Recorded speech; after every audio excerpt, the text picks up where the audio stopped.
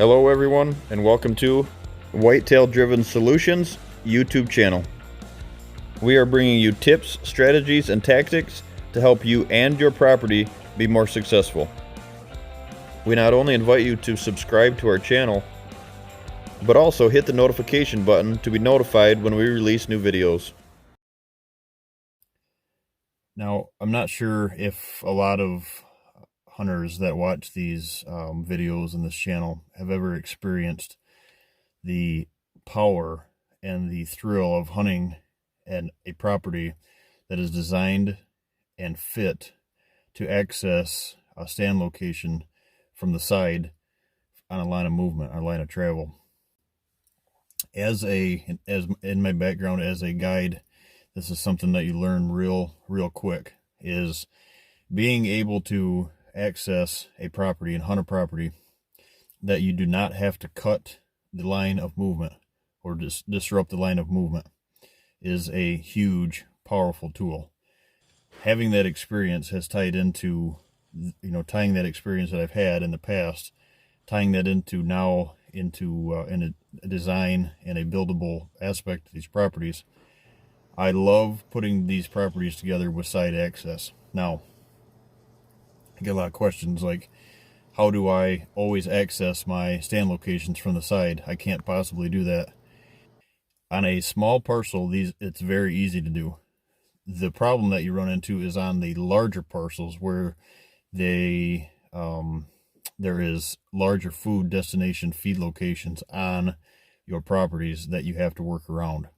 Entering these properties from the east or the west, if them fields are laying down in one of the corners of the property, them destination feed locations on these larger parcels, that is key. Sometimes what you find is because of terrain, some areas are only planted, obviously, where you can get equipment into.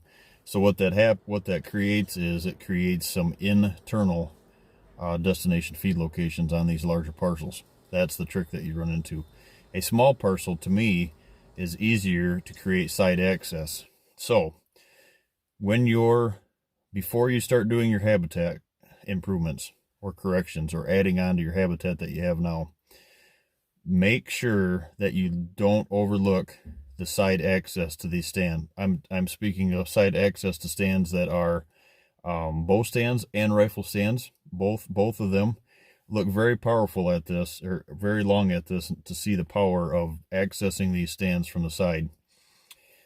When I say cutting the line of travel, perfect example, easiest way to explain it is, if your bedding area is to the north on your property, let's say in a 20 that might be only 660 feet wide by like 1,300 feet deep. If your road is on the south, and your food plot is in the center, and your bedding is all the way to the north, you know that you have a line of travel of north and south. Now, somewhere in between that, obviously on your neighbor's property, if you have some destination feed locations, some ag fields or whatever that ties into that, you're going to have some east and west line of travel as well. The object is to not cut those lines of travel. So you may not have stand locations that are deep stands, what I call them, deep into the 20 or deep into the 40. You might have more fringe. You might have more fringe stands, and that's fine. I'm okay with that. But the key is do not cut those lines of travel. Access them stand locations from the side. And why is that such a big deal? To me, the steps that I see a lot of people doing are what makes this topic so powerful to me, such a big topic.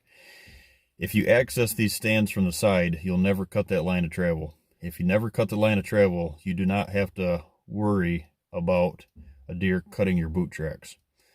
To me, I see more people overlooking that step, the sign or the scent on your boots, than I do protecting their human scent on their body. I walk into these properties and I see the accessibility and the exits running with the line of travel.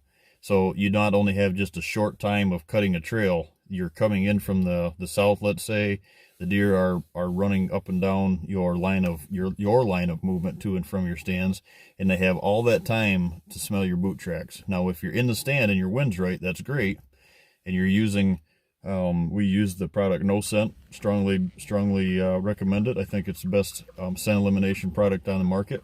But you cannot, I don't care what product you use on your boots.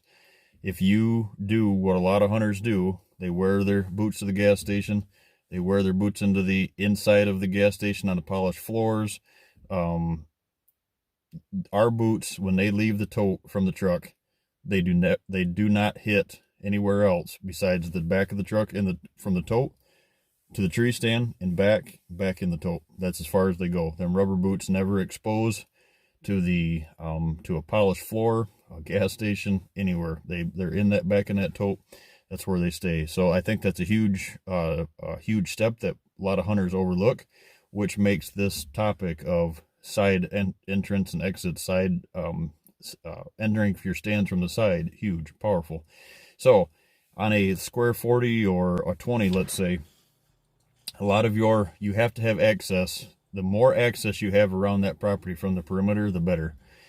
You have to know where your bedding is, obviously. You have to know where your feed is. Now, if your stand locations are in the right spot, you're not on the food plot, you're between the bedding and the food plot, especially on the small parcels, so you don't create this nocturnal movement, this small parcel late movement that we talk of all the time. And I urge you this season, before you start creating this habitat, find these areas where you can create an access from the side of this line of movement. And what you're going to find, I see a lot on these property guys, is like a bedding area to the north. Let's say your feed is to the south and you want to access this to hunt it on a north or a northwest wind, let's say, so your access is on the east from your east property line. What I see a lot of is I see a lot of guys putting the stands right on the edge of the food plot in the center. What that is you're cutting the time down that they have to move from point A to point Z. That's perfect if that's a secluded area. The problem is a lot of those areas between your bedding and your feeding are wide open. So what I like to do is I like to take those corridors on each side of that line of travel. And I'm working on a parcel right now in Mecosta County where it's pine. It's red pine, and there's no undergrowth in it, and it's wide open, and there's no edge between it. So what you find is you're going to have deer going behind you, trying to get to them feed locations. Now, if you take that line of movement and you clear cut in the pine situation, if your light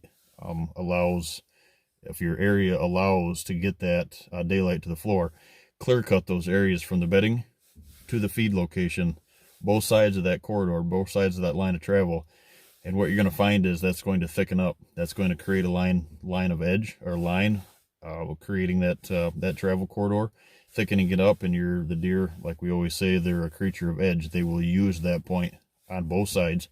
And if there's anything in the interior of that creates a pinch point, a creek bottom, a creek shelf, a logging road, whatever that might be, there is huge power in accessing and hunting these stand locations from an outside in access point. Once you hunt it or create it and you hunt it and you see it, you will never ever cut a line of movement again. Pretty powerful tip. Thanks, guys.